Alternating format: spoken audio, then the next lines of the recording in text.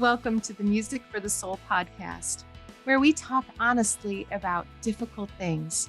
This is a place where music, hope, and healing come together. I'm Becky Nordquist. And I'm Steve Seiler. Today we have with us Jolene Philo. She is an author, a speaker, and someone with a passion for serving children and families touched by disability. Jolene, welcome. Well, thank you for having me. It's great to be with you. Hi, Jolene. We are so pleased that you're with us today, and we know that many people are going to be blessed by what you have to share with us and our listeners. Well, thank you so much for asking me, because this is kind of a hard demographic to reach. So having another chance to do it really may reach somebody, and that's what it's all about. Mm-hmm. Amen to that. Well, your website, Different Dreams, serves people caring for loved ones of all ages, and your own life experience gave you a deep understanding of disability. Can you share how your own story brought you to a place of wanting to begin the Different Dream ministry?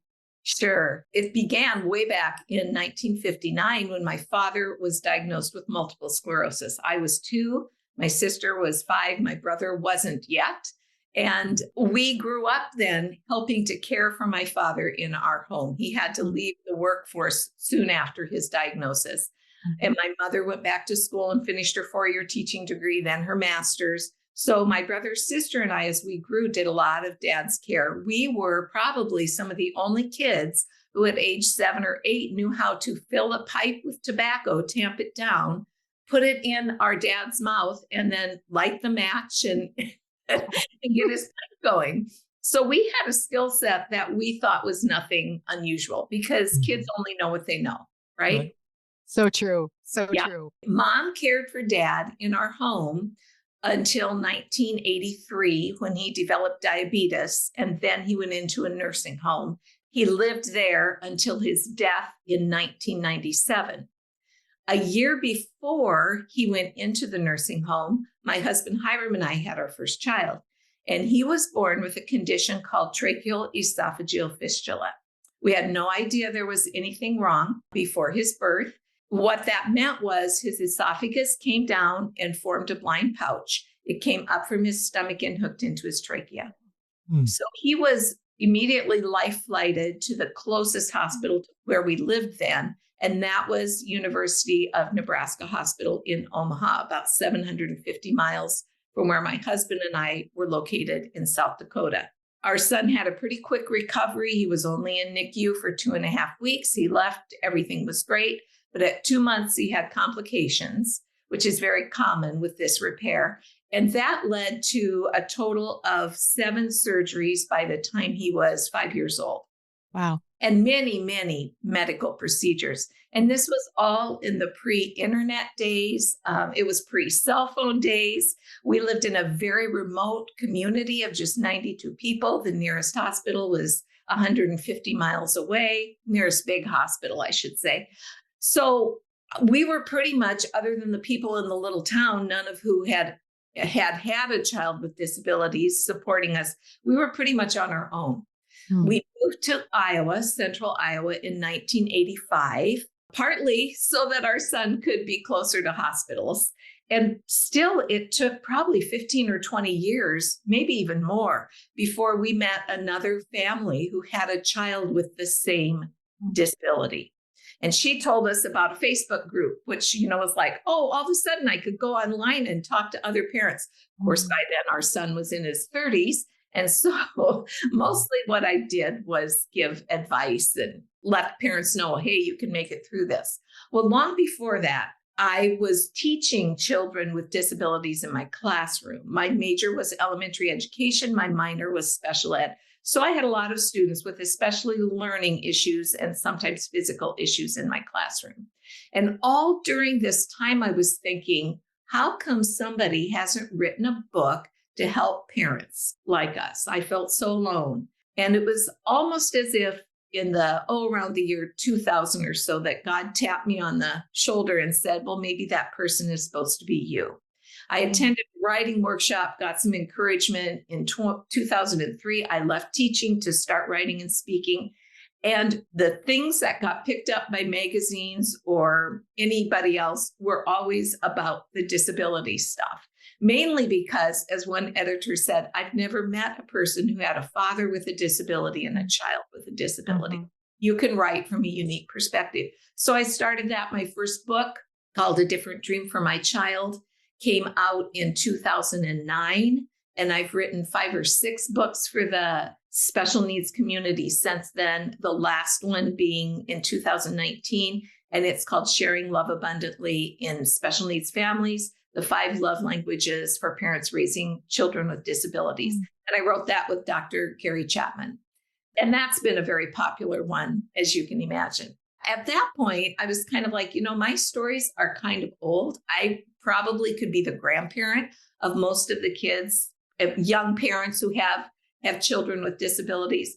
And I mentored a lot of other younger couples, and many of them are taking on the writing. And what they have to say and write is a lot more current and more accessible to young families. So I've kind of pulled away from that writing and am now writing a fiction series. It's a mystery series, and it features a lot of people in the community who have disabilities and contribute to the community in meaningful ways. That is amazing. I love it. I love it. So I was just trying to wrap my head around a small child having to begin the journey of caregiving so early. Was it difficult at times for you becoming a caregiver at such a young age, or was it just your normal? It was our normal. And also, my father was really good with kids and he was really funny. And so he had a way of making those things enjoyable. Like we would, once dad couldn't shave himself, even with his electric razor anymore, we would shave him and then we'd have to splash him with his aqua velva. He had just a way of making light of things. So we never felt like it was a burden or anything. It was our normal. Now, I will say with that my mother often refused to ask people to help. She was like, we had an aunt and uncle who lived in town, and she would call on them for help if we needed it with dad. But pretty much, and this was, the 60s and 70s, that was the way things were. You didn't talk about your problems, you just carried on. And there were times when we should have gotten assistance. And then she would have anger issues based on her frustration and her anxiety of how am I going to care for my family, and teachers don't make that much money. And we were basically a one-income family. So she had a lot of stress in her life that would erupt. So while we did pretty well, I always recommend to families, don't try and do it alone. When people ask you how you're doing, tell them the truth. And then if they ask you what they can do, have a list of things that maybe they could do. Bring over a meal, mow your lawn, walk the dog, whatever, so that you do get the help you need. Excellent suggestion. And I would say, though, because this was my experience when our son who had a disability was young, don't be surprised. I agree with you that people should ask for help and people should tell the truth. But don't be surprised if occasionally you start to share the truth and somebody gets this deer in the headlights look and backs away from you. Not everybody will be able to step up to that. And that's okay. God will send the helpers, and you should ask, but you should also be prepared for the fact that not everybody can help. That's very true. And I think as I look back, what should have surprised me the most were who the people were who did step up. They weren't necessarily our neighbors. They weren't necessarily the people we went to church with, though some of them were. I remember the television salesman, the man who owned the television store and repair shop, who didn't go to our church, came over faithfully to visit with dad. And why? I don't know. God put that on his heart and he came over. I love it. The angels will show up. Yeah. For sure. You shared a scripture verse with us that drives what you do and write about, which is children, from Zechariah 4:10, where it says, "Who has despised the day of small things?" And when you shared that with us, I thought, of course, Jesus says, "Let the little children come unto me" in Matthew, and unless you change and become like little children, you will never enter the kingdom of heaven. So why do you think our culture often discounts children? Well, because they don't vote is one reason. So somebody has to speak for them. They aren't voters that have to be enticed to vote for them, and they don't have any power. They have no power. And I think that's the main thing. And it's not just children, it's adults with disabilities and anyone who the rest of society doesn't see as able to do something for them or needs help to be able to do what they can do. And also caregivers, the parents of children with disabilities or any young children, and the caregivers of adults or young people with disabilities, their lives are comprised of what our society thinks are the small things: changing diapers, fixing meals, just sitting around and listening to someone tell a story, taking their temperature, that all this, keeping house, all this stuff that we consider to be small things. And the more I did caregiving and the more I work with children, God is saying to us in scripture, those are the big things. So it's basically the least will be greatest and the greatest will be least. Biblical, those kinds of biblical foundational perspectives are not the foundation of culture. And that includes a lot of Christians. You know, they want to be able to do the big things. We want the big ministry. We want the dollars to flow in for a big addition. And that's not what you get when you work with children and you work with people who have disabilities. I'm hoping that you'll feel comfortable with sharing with us what a day is like for the parent of a child who has a disability. I have a couple of friends, and, you know, when you're not there 24/7, while you can acknowledge that it would be hard, it is a different story when you spend a good deal of time and you observe what a day entails. And I know it varies from disability to disability, but I just would love it if you would be willing to share with our listeners what that day is like, day after day for you. Sure. And I can only share my perspective. And I can tell you that mine is much less stressful than the day for many other families. I mean, my son is now out on his own. He's a college graduate. He has his own business. He has 2 kids. There are families that are caregiving all of their lives. And of course, I experienced that too with my dad. But so far as a child with a disability, I'll go back to our son's first year of life. So number 1, you never get enough sleep. And that's true for any new parent. But if you're the parent of a child with disabilities, likely that goes on a lot longer. You're up a lot in the night. A lot of kids with disabilities don't sleep well, or they can't sleep well, or you have to check on them and all that kind of thing. So you're constantly sleep deprived. In my case, I carried the insurance, so I continued working. And I was a teacher in a little country school out where we lived in South Dakota. And actually, for me, that was wonderful because our son at that point, his health was so precarious and there was so much going on that being able to go to school and follow my lesson plans with my students who were pretty well behaved for 6 or 8 hours a day was a wonderful break from when I go home, who knows what I'm going to find, what it's going to be like. And we had a wonderful babysitter who was not afraid to feed him through his feeding tube because he had to use a feeding tube for quite a long time.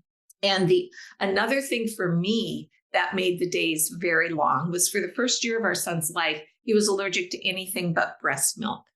Thankfully, I had been able to express breast milk while he was in NICU. We had about 6 weeks where he could nurse, and then the rest of the time I had to pump. So I was doing that 3 or 4 times a day, including during the lunch hour at work. I'd go in the bathroom, and pump and take that home. And that was very frustrating and anxiety producing because it was hard to produce enough that way to keep up with his needs. And anxiety, I think, and worry is a big part. It's part of every day of raising a child with disabilities because nobody gives you a playbook. And of course, there really isn't a playbook for any child, but there are general principles with kids who are typical that you can work by. And that's not there as a rule you're raising a child with a disability. So there's this constant like waiting for the shoe to drop, which is really trauma that you're dealing with and stress. And so there's also a huge sense of isolation because you can't find somebody who knows what you're dealing with. And all of this, of course, is interspersed with moments of great joy. You know, when your baby smiles for the first time, or when they start crawling or say their first word or whatever it is, or there are those moments of connection that make it worth it. And of course, those moments of connection endear you that much more to your child.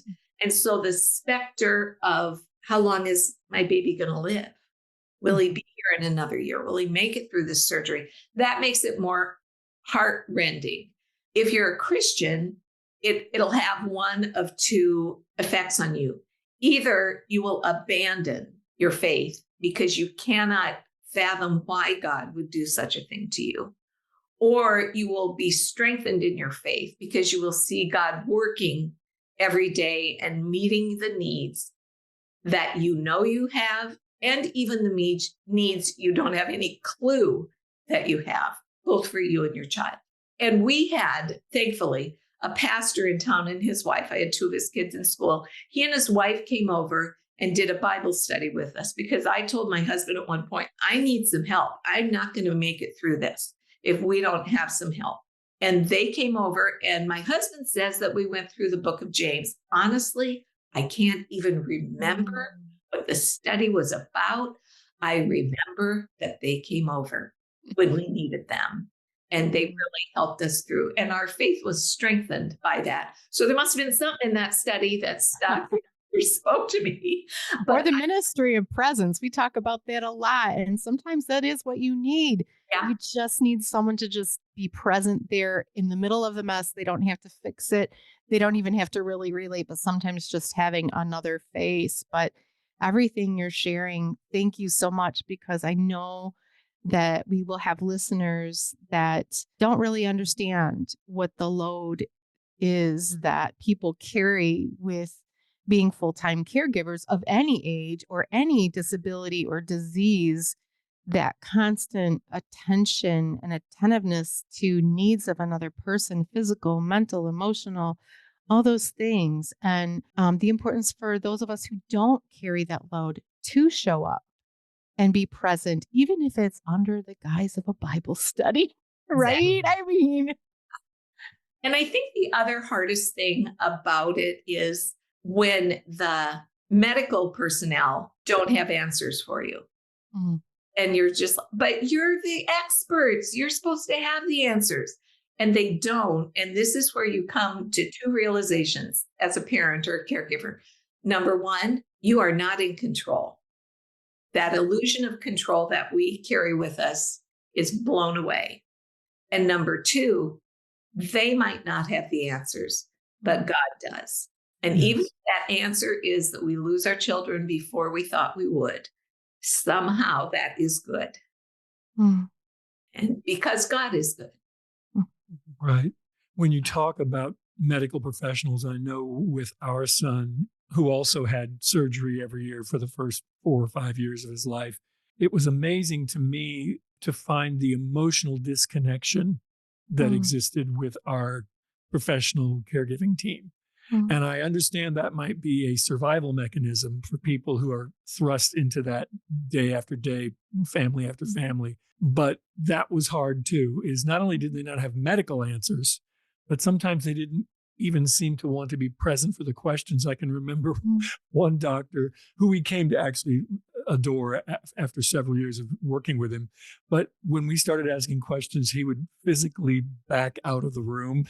The time the meeting was over, he was standing in the hall. So I think on your side, it says you are not alone. Our site says the same thing. But I think what we're talking about here is that the fact that you can often feel very alone, even when you're with people. Yeah, that's true. And it's because sometimes just because, as you mentioned, they're put off. You know, here we are taking this baby around with a feeding tube, you know, and a this and a that and a string out his mouth and all these different things at first. And they were just like, I don't know what to do. Yeah. I don't even know what to do. I even saw that growing up with my dad, him being out and about in his wheelchair. They were kind of like, well, what am I supposed to say? How do I treat somebody in a wheelchair? Well, my dad pretty much just went up to him and took control, took the reins and led them through what they needed to do. But man, it's hard, and you can feel alone. So kind of piggybacking off of that, it's funny as you were talking about the books you've written, I thought, wow, it'd be really great if she could write a book because I have two younger children at home and I used to teach actually equine assisted therapy a long time ago. So my older kids were exposed to different varying ages and types of disabilities and things like that. But my two younger ones are not always. So I was like, it'd be so great if she wrote a book for parents and how to teach the kids how to interact. But then I got thinking as we were talking more, a lot of us that don't have this exposure every day, a lot of people, like you said, they back away because they honestly either they don't know, do you talk about the disability? Do you just treat them like anyone else? And if the cognitive processes are not there fully, how to interact is the big question. And I know this is like really uncomfortable to even say out loud, but I need to say it because I know that there are people listening that are like, I honestly don't know how to approach someone that has a handicap or a disability.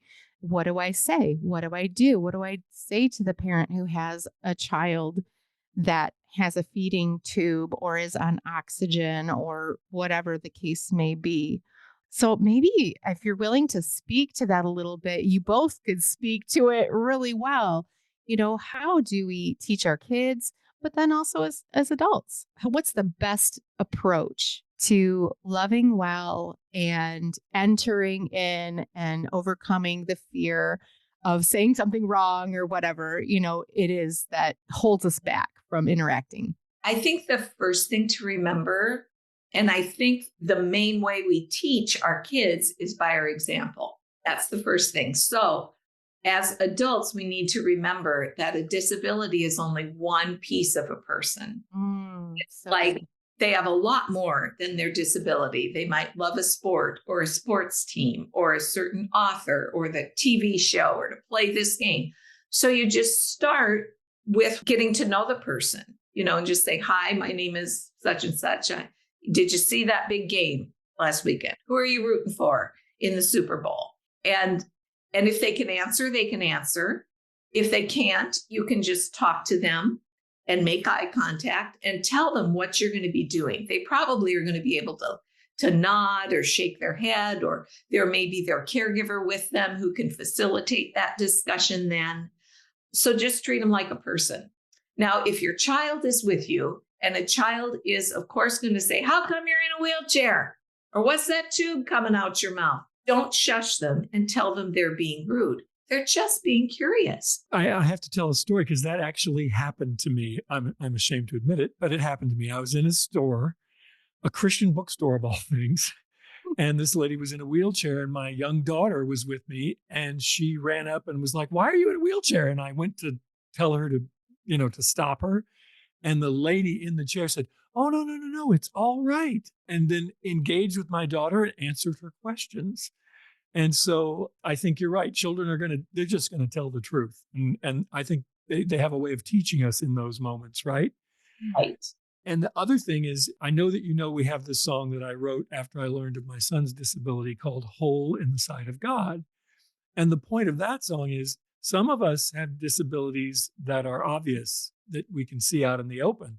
So we think of those people as broken. The truth of it, though, is that all of us are broken.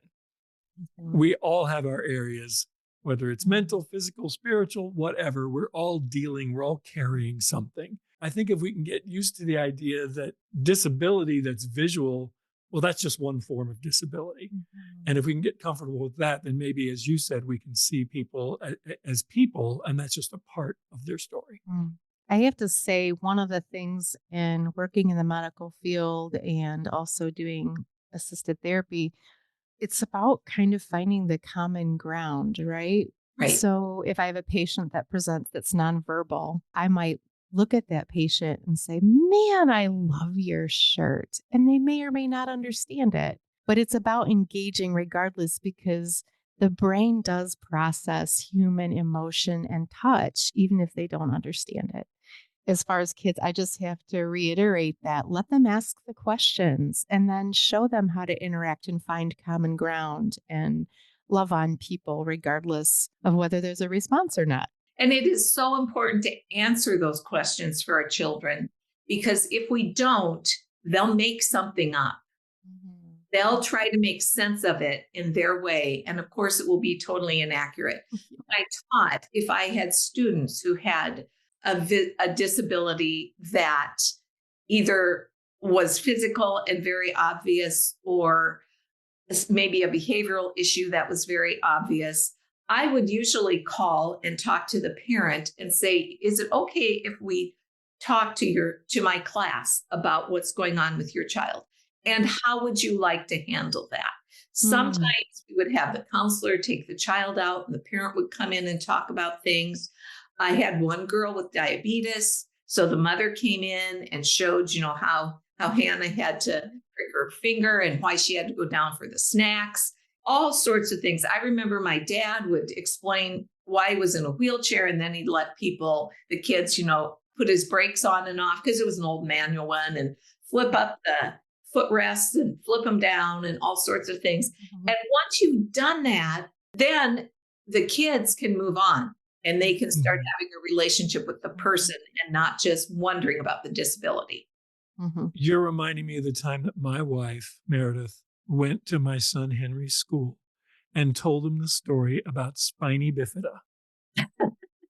Actually made his disability a character in a story Oh, and explained that that was what Henry had.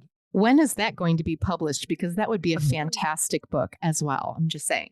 And there are more books about that.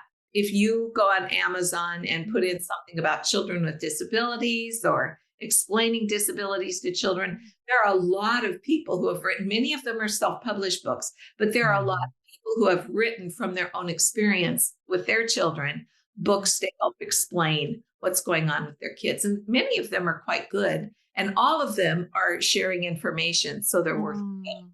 I love that. So tell us a little bit about the other things that you were working on. So one of the new projects that I started a few years ago was a mystery series that's based in a town very similar to where my husband and I lived in northwestern South Dakota. I mean, way northwestern. We were 2 miles from Montana, 20 miles from North Dakota. And the town, when we moved there, was the second largest town in the county. It had 92 people. The biggest town had almost 400. And none of the roads going in and out of town, and this included the state highway, were gravel, all gravel, very remote. And I taught for 2 years and my husband worked at a ranch for boys who had trouble with the law that was south of this little town. And then I was able to get a job in town teaching country school. And so we were there for a total of 7 years. And we've gone back to visit over the years. And it's just so unique. And one of the things that I appreciated most about that town was that being so small, people with disabilities had to contribute.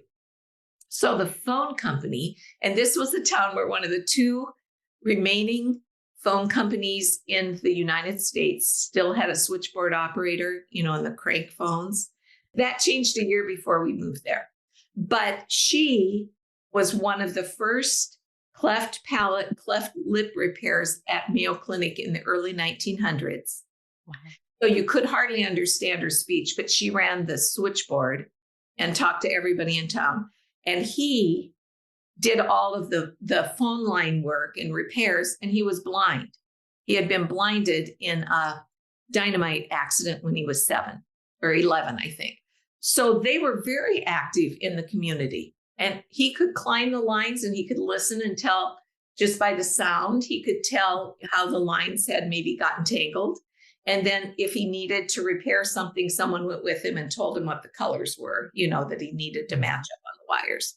There was another family in town, and they were a couple. They were both developmentally delayed. He less than she. He was actually a World War II vet and could drive. And he would do ranch hand work seasonally for ranchers. And the ranchers all kind of checked up on them and made sure they were doing okay. They lived in a little tiny tar paper shack behind the Methodist church. They had a big garden enclosed by a wooden fence and chickens all over the garden. And they had no electricity, but they had a propane refrigerator. They had 20 cats at least in that camp, in that little house with them. And they came to every potluck that any church or organization did. And she would always bring a jar of pickled beets that she had canned, and no one opened them or ate them. You could kind of see cat hair floating. And she would take them home, but they got a good meal. They ate well. And so it was like a way of making sure they were getting enough to eat and letting them keep their dignity. Mm-hmm. And he would always tell us he had a job with the city, and he would take his wheelbarrow and wheel it out by hand to the dump about a mile out of town. And he would go through everything and salvage stuff from the dump that they could use. They lived near us. And my husband finally was able to help him. They would take no handouts. And my husband finally said, I've been chopping wood and I've got all this big pile of chips. I don't know what to do with them. And he's like, I'm a worker. I am. I can come and I will pick up those chips for you anytime you need it, which worked instead of us donating them to them. So there are characters in the series based on those two couples who are long gone. But I love having them there because it just shows how if we get small enough, if we're a small enough place, a small enough church, a small enough school, we will care for everyone and we'll see that they can contribute. And so that's one of the big messages in the series. And of course, it's all about a country school teacher and her kids are involved all the time. And she keeps stumbling over dead bodies or injured people and having to help solve the mystery. So it's a lot of fun.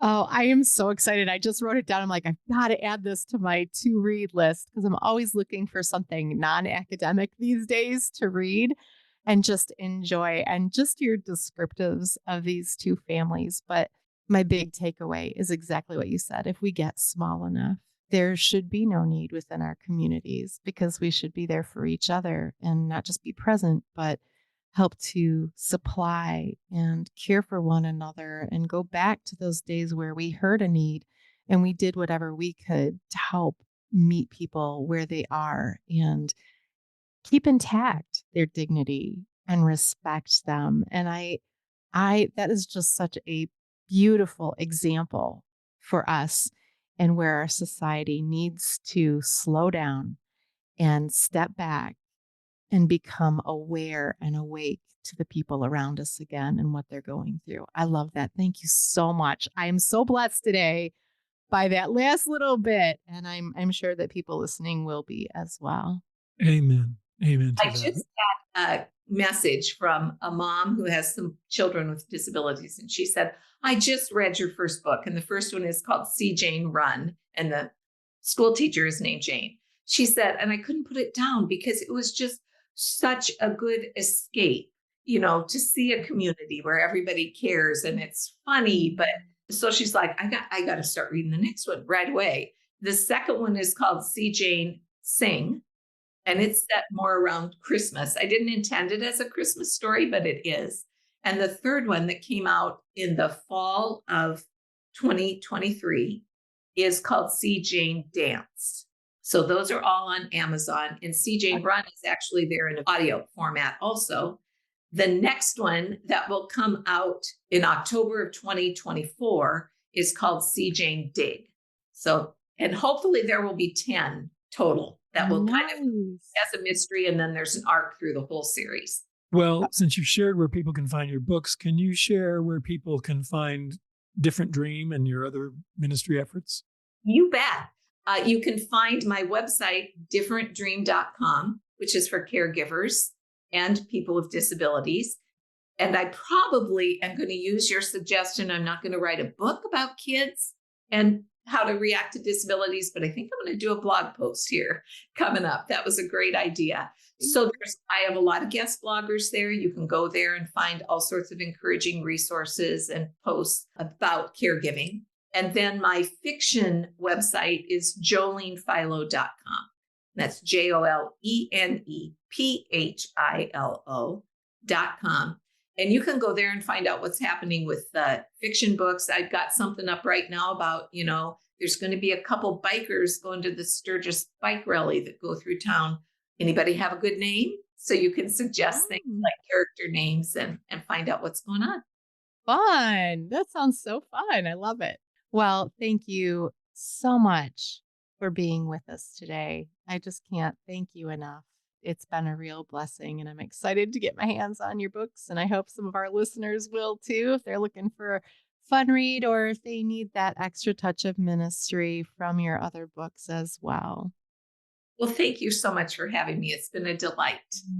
Yeah, I want to thank you as well, Jolene. And I want to give some context for what we're going to go out on today. When I asked you if there's anything in our music catalog that was special to you, you mentioned our instrumental of It Is Well With My Soul. So that's coming up as we sign off today. Thanks again for being with us. Thank you. If you enjoyed the discussion today, please share it with a friend and give us a positive review on iTunes. And please visit our website, musicforthesoul.org, where you can stream or download every song in our catalog, read our lyrics, our healing music guide, our blog posts, and much more. Thank you for listening. God bless.